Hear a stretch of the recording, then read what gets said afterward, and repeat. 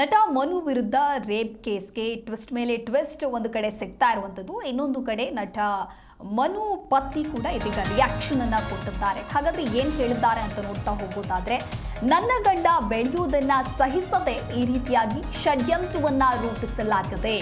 ಬೇಕು ಅಂತಲೇ ನನ್ನ ಗಂಡನ ವಿರುದ್ಧವಾಗಿ ಈ ರೀತಿಯಾಗಿ ಪಿತೂರಿ ಮಾಡಲಾಗಿದೆ. ಮಚ್ಚ ನೀನು ಬೆಳಿಬೇಕು ಅಂತ ಹೇಳಿ ಗೆಳತಿ ಹೇಳ್ತಾ ಇದ್ಲು. ಈಗ ಯಾಕೆ ಹಾಗಾದ್ರೆ ಆರೋಪವನ್ನ ಮಾಡಿದ್ದಾಳೆ ಅಂತ ಹೇಳಿ ಮನು ಪತ್ನಿ ಪ್ರಶ್ನೆಯನ್ನ ಮಾಡಿದ್ದಾರೆ. ಅವರಿಬ್ಬರ ಸಂಬಂಧದ ಬಗ್ಗೆ ನನಗೇನು ಗೊತ್ತಿಲ್ಲ.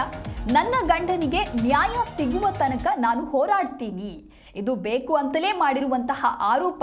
ಆಕೆ ಬೇರೆಯವರ ಬಗ್ಗೆಯೂ ಕೂಡ ಇದೇ ರೀತಿಯಾಗಿ ಆರೋಪವನ್ನ ಮಾಡಿದ್ದಾಳೆ.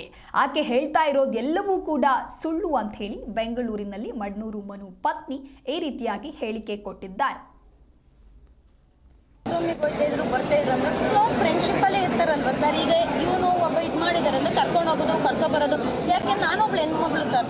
ಒಂದು ಹೆಣ್ಮಗ್ಳನ್ನ ಎಷ್ಟು ಕೇರ್ ಕರ್ಕೊಂಡು ಹೋಗಿರ್ತೀವಿ ಅಷ್ಟೇ ಕೇರ್ ಹಾಕೊಂಡು ಮನೆ ಹತ್ರ ಬಿಡೋದು ಜವಾಬ್ದಾರಿ. ಕರ್ಕೊಂಡು ಹೋಗೋದು ಇರುತ್ತಲ್ಲ ಸರ್, ಕರ್ಕೊಂಡೋಗಿ ಕರ್ಕೊ ಬರೋದು ಮಾಡ್ತಾ ಇದ್ರು ಸರ್. ಪ್ರೋಗ್ರಾಮ್ ಇದ್ದಾಗ ಹೋಗಿ ಬರೋದು ಮಾಡ್ಕೊಂಡು ಅದೆಲ್ಲ ಗೊತ್ತಿಲ್ಲ ಸರ್. ಅದೆಲ್ಲ ಶೆಡ್ ಅಂತ ಸರ್. ಈಗ ಕೆಲವೊಂದು ವೀಡಿಯೋಸ್ಗಳೆಲ್ಲ ಬರ್ತಾ ಇದೆ ಸರ್. ಇದೇ ಬ್ಲಾಕ್ ಮೇಲ್ ಅನ್ಸುತ್ತೆ ಅವಳದು.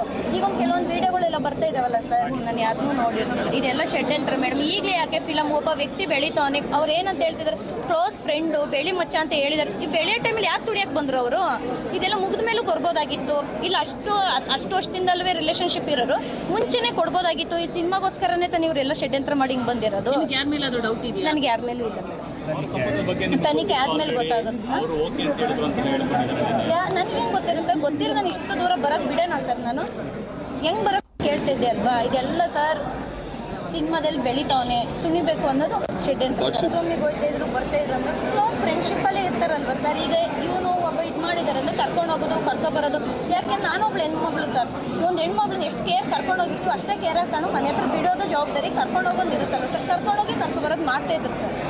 ಪ್ರೋಗ್ರಾಮ್ ಇದ್ದಾಗ ಹೋಗಿ ಬರೋದು ಮಾಡ್ಕೊಂಡು ಅದೆಲ್ಲ ಗೊತ್ತಿಲ್ಲ ಸರ್. ಅದೆಲ್ಲ ಶೆಡ್ ಅಂತ ಸರ್. ಈಗ ಕೆಲವೊಂದು ವೀಡಿಯೋಸ್ಗಳೆಲ್ಲ ಬರ್ತಾ